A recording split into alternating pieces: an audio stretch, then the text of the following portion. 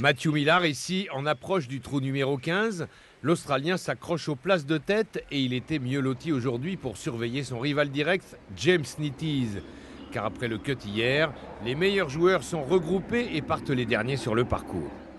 Le duel se déroule donc en live pour les deux golfeurs qui ont débuté cette troisième journée à -9 pour Millar et -10 pour Nitties.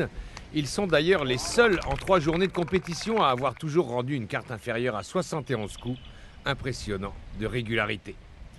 Et le suspense est également préservé à l'approche du dénouement final à l'issue de la journée de demain. Certes, ils ne disposent que de 3 coups d'avance sur leurs poursuivants, Daniel Valente et Daniel Popovic, mais ils affichent l'un et l'autre une belle sérénité.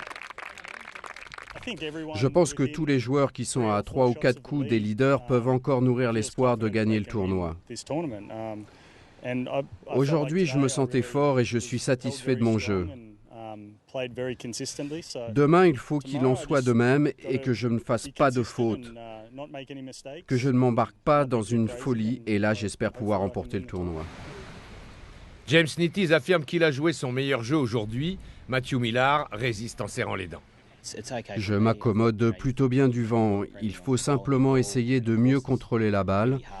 Le parcours est vraiment dur, le sol est ferme, les balles rebondissent beaucoup, mais il faut tenter de tout contrôler.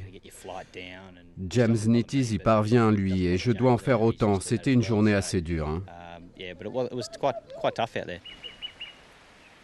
Dans le groupe suivant, Daniel Popovic, ici au départ du trou numéro 17, figure lui aussi encore parmi les vainqueurs potentiels, comme Daniel Valente. Mais le vent est venu bousculer les conditions confortables des 2 premiers jours, alors que les joueurs commencent à ressentir la fatigue puisqu'ils évoluent uniquement à pied sur le parcours. Plusieurs jolis coups aujourd'hui, dont un albatros, soit un trou prévu en 5 coups et réalisé en 2, et puis ce birdie effectué par Alex Edge au trou 18, salué comme il se doit par le public qui commence à venir à Tina en cette fin de semaine. Les Calédoniens ne sont plus que 3, dont Kirian Oublé qui poursuit sur sa belle lancée. Il a rendu une carte à +4 aujourd'hui, mais il se dit satisfait de conserver la tête des joueurs locaux sans se mettre la pression.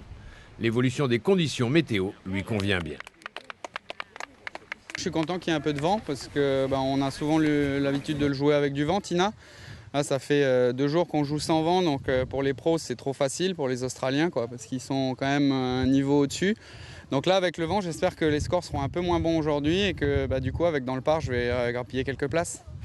L'épilogue se joue demain à partir de 6h45. Le vainqueur sera